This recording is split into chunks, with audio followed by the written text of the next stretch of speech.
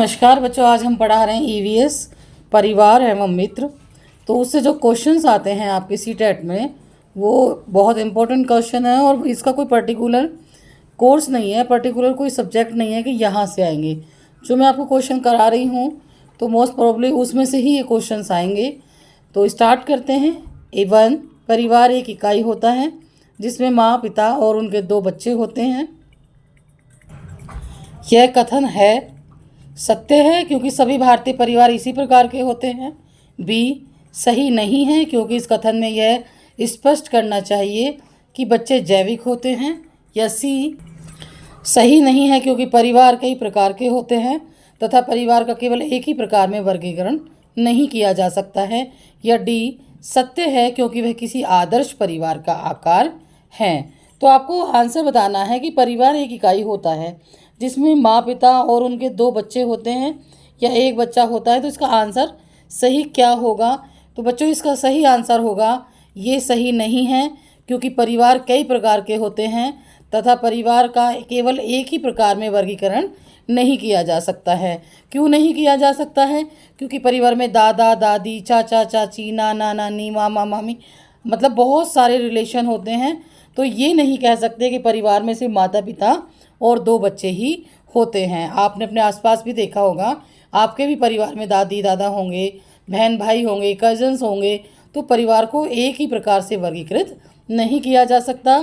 तो जो क्वेश्चन पूछा जा रहा है वो सही नहीं है। नेक्स्ट क्वेश्चन, क्वेश्चन नंबर 2, बच्चे को समाजीकरण का पहला पाठ या बच्चों को समाजीकरण का पहला पाठ कहाँ से प्राप्त होता है?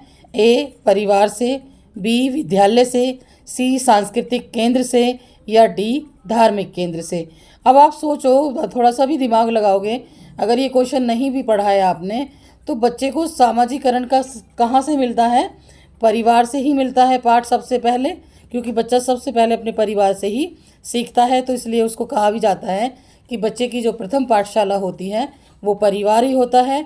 बाद में वो स्कूल जाता है जब 3-4 साल का या 4.5 साल का हो जाता है। तो सही आंसर है ए, परिवार से पहला पाठ प्राप्त होता है समाजीकरण का।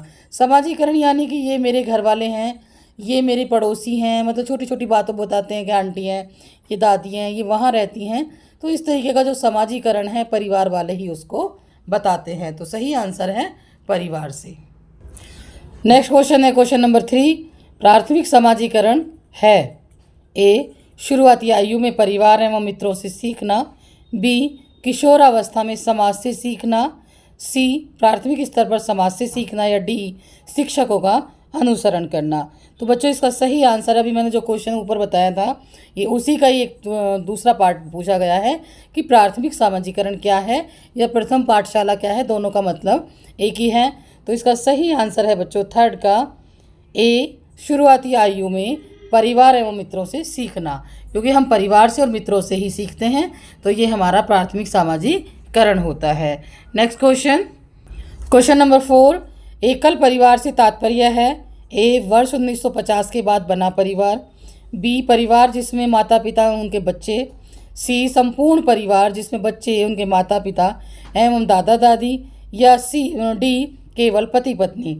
तो बच्चों इसका सही आंसर है बी, परिवार जिसमें माता पिता एवं उनके बच्चे हैं, एकल परिवार। अब आप कंफ्यूज हो जाओगे, भी बोलोगे मैम आप तो बोल रही थी कि परिवार से तात्पर्य ये है। तो यहाँ पे एक शब्द आया है एकल। एकल का मतलब होता है जो एक ही, जिसमें परिवार में सिर्फ माता पिता होते हैं और 2 बच्चे होते हैं। तो इसका सही आंसर क्या हुआ बच्चों? परिवार जिसमें माता पिता एवं उनके बच्चे। इसका बी ऑप्शन बिल्कुल सही है। क्वेश्चन नंबर 5, निम्न में से कौन सा कथन सही है? अब देखो सही है नहीं है इन शब्दों पे भी आपको ध्यान देना होगा बच्चों, इनकी वजह से आता हुआ आंसर भी हम गलत करके आते हैं। तो ये पूछ रहा कौन सा कथन सही है।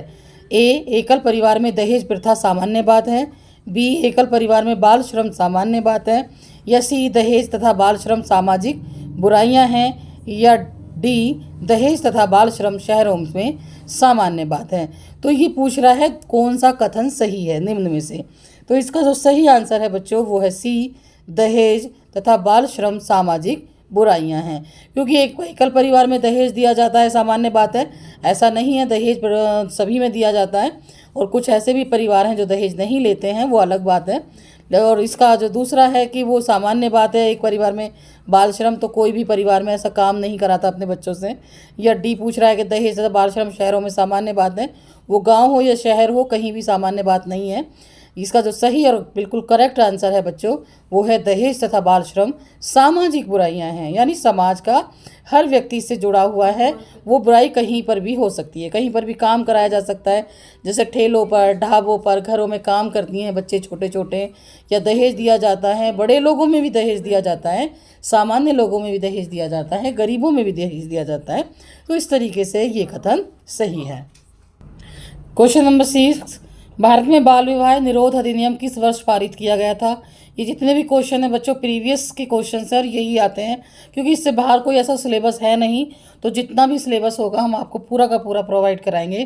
तो क्वेश्चन नंबर 6 में पूछ रहा है बाल विवाह निरोध अधिनियम किस वर्ष में किया गया था? इसका मतलब इसको ख़त्म कब किया गया था?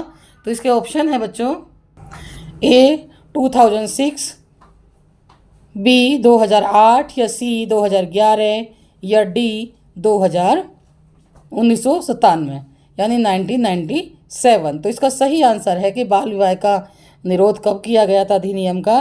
तो सही आंसर है इसका बच्चों ए 2006 में बाल विवाह को ख़त्म किया गया था। कि बच्चों की जो शादी होती छोटी छोटी एज में, यानी कि 11-12 साल के बच्चों की शादी हो जाती है, या पहले जो एज थी शादी की उससे पहले शादी कर दी जाती थी। अभी भी होती है, ऐसा नहीं कभी भी नहीं होती है। जैसे कि राजस्थान में